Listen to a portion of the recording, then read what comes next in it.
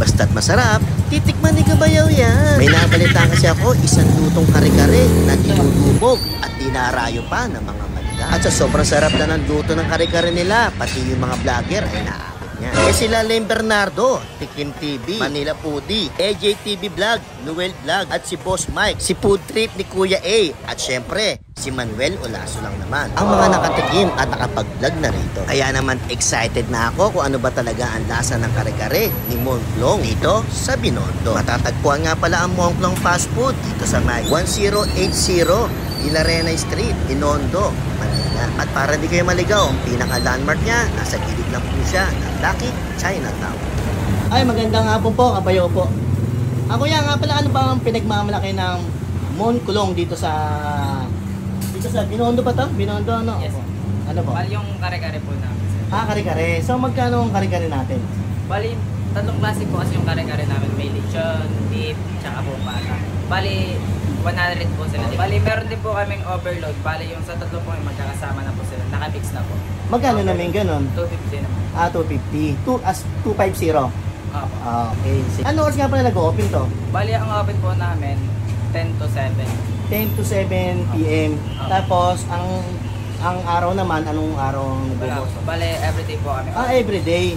Okay. So, mamaya kuya, pwede makita yung kare-kare nyo? Kasi ba? Sige po. Salamat kuya, Kabayaw ulit. Galing ni kuya. Anong oras po ang maraming tao dito? Usually sir, lunch po talaga. Lunch tsaka, Hapunan? Opo. Tsaka minsan kasi sir, hindi pa po kami nag-open, marami na po naka. Marami. Na-champion lang tayo na wala talagang tao kasi nakita niyo yung panahon kung uulan. So, titikman natin to. Itong Monklong Fast Food. Kare-kare ni Chef Monklong. Nga pala ba't Monklong? Bali, Monklong po kasi sir yung nickname ng may-ari po ng bata pa siya. Okay. Talagang chef siya, no? Yes po, sa barko. Chef sa barko. Aasahan natin na masarap yung kare-kare niya.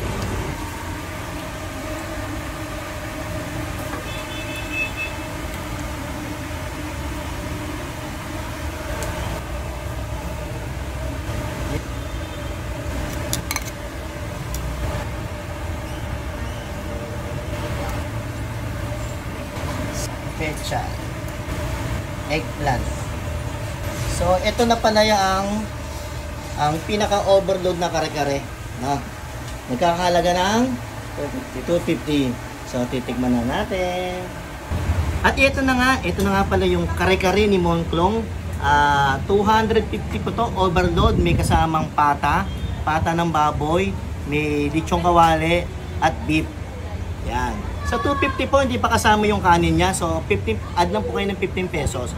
At matatagpuan nga pala to sa may 1080 Ilarena Street, Binondo, Manila. So mga Kabayaw, tara, tikman na natin. Siyempre, sauce muna. Tingnan natin kung okay ba yung sauce niya.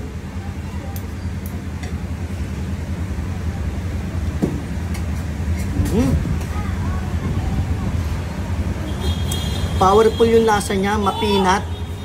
Tama lang yung labnaw niya, malapot-lapot, okay to. So tikman natin tong lechong kawali habang hindi pa nabababad.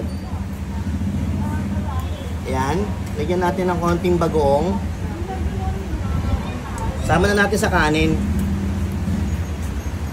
At lagyan natin ng konting gulay.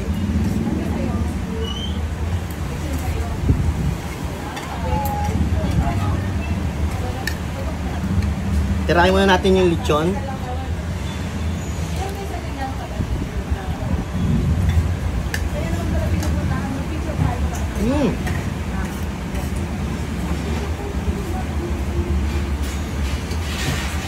Balagtong yung gulay.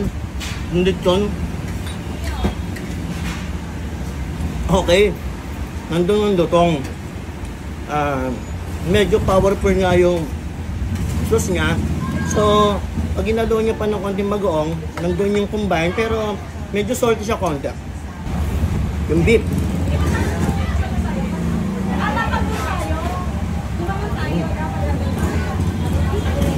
Okay.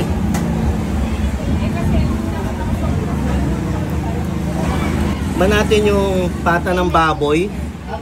Haluan natin ng gulay. At konting bagong ulit.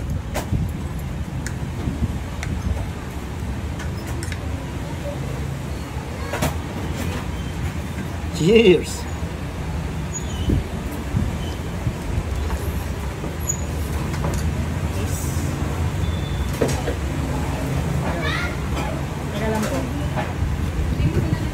Kaya siguro dinadayo ito.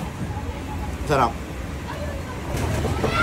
Kaya patigyan naman ng sticker ko at yan yung maging sa mga vlogger na yan. Para maging vlogger tayo.